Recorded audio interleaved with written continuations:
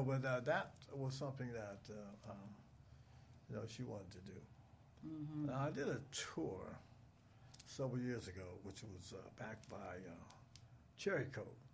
It was called "It's Cool to Stay in School." Okay. That's good. And we would do meet and greets. We did 35 cities. And one of the criteria was people who come in to meet us, they had to be doing well in school. Mm-hmm. So they came with their report cards. Not quite, but one came with from Oklahoma City. He said, "Listen, we're doing good in school." That's why they was able to get to the meet and greet. And they said, "Well, we want to sing a song for you." So we said, "Okay." They did an a cappella, 2 or 3 songs, I guess, that they made up. And my cousin and was my tour manager. He still is, Adele Bayan. And he said, "Wow, you guys sound great." So he sent them to my other cousin up in New York. Mm-hmm. And the group was named Color Me Bad. Wow. We came up with "I Want to Sex You Up." No, you didn't. No, you that didn't. was from the tour. Cool to Stay in School. Wow. That's how Color Me Bad was discovered. Wow. Yeah. So things like that, my wife was saying, I mean, had we never came up with that, then that would have never have happened. When you said that, I kind of went someplace because I am a survivor of breast cancer.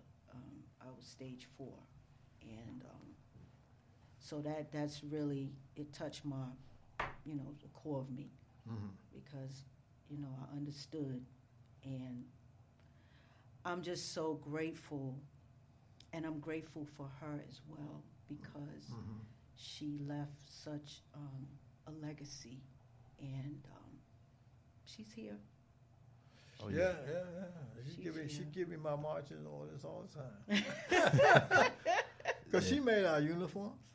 Wow. A lot of the clothes you over the years that we were wearing on stage. She was into fashion? Excuse me? Was she into fashion? Yeah.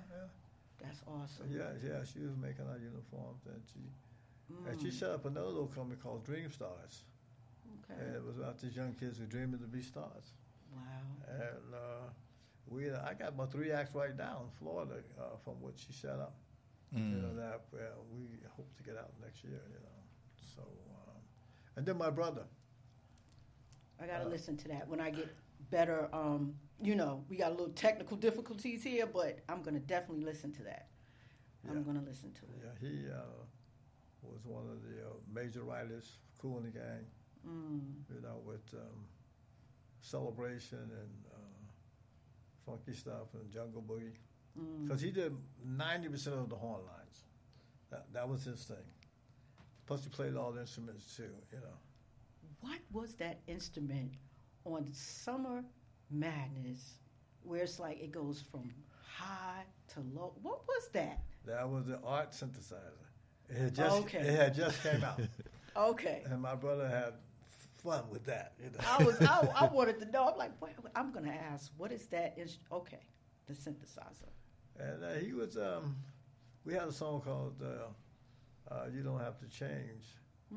And he was like in the studio like 4 o'clock in the morning.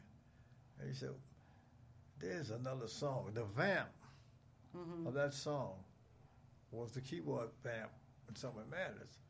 So he listened to that, and he had that art synthesizer, and he just started creating and took a solo on there. And the rest is history. The rest is history. Wow. Now, Stevie Wonder, he's one that kind of also was using art synthesizer back at that time. Did you work with him a little bit? Yeah, Stevie At Wonder. all? Yeah. So, I guess they can get it to you. The song that he wrote before he passed is called Pursuit of Happiness. I truly want to hear that. Yeah, World Peace. Pursuit of Happiness, World Peace. And that was the last song that he wrote before he passed, along with one of the other members of the younger member of the band, Walt Anderson, and also one other member. Mm-hmm. Yeah. What, So, what made you and your brother co-found the group?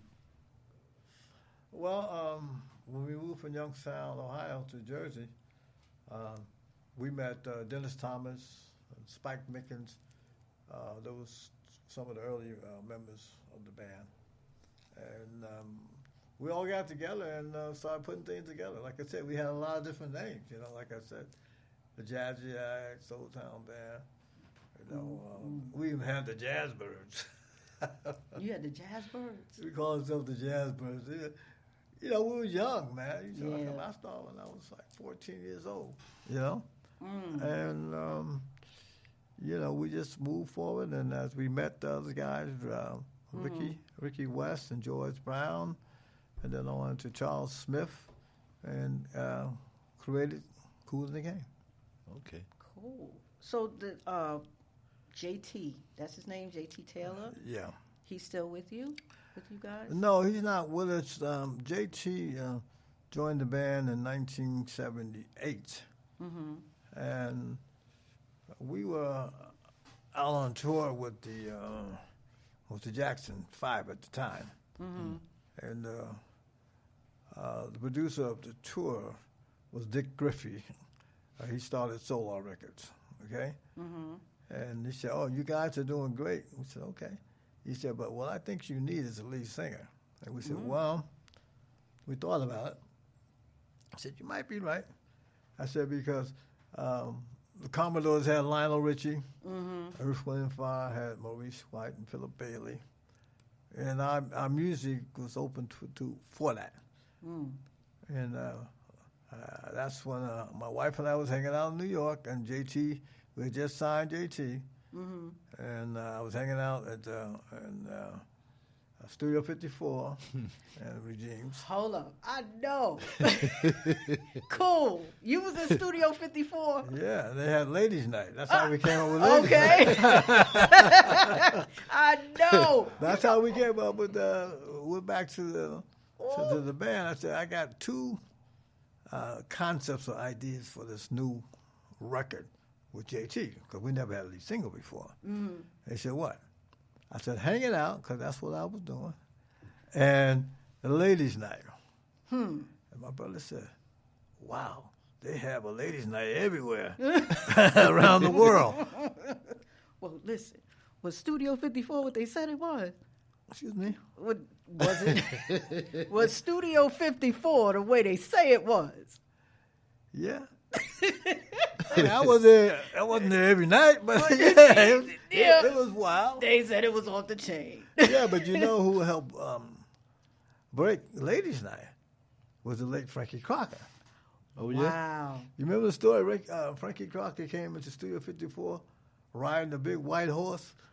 No. Yes. Wow. The story's about Frankie Crocker. Yeah. Wow. But he broke that record, Ladies' Night. Yeah. Wow. Yeah, those were the days. Yes, it was. Well, Mr. Kool, it has been such an honor, and I am so humble, and I appreciate your presence.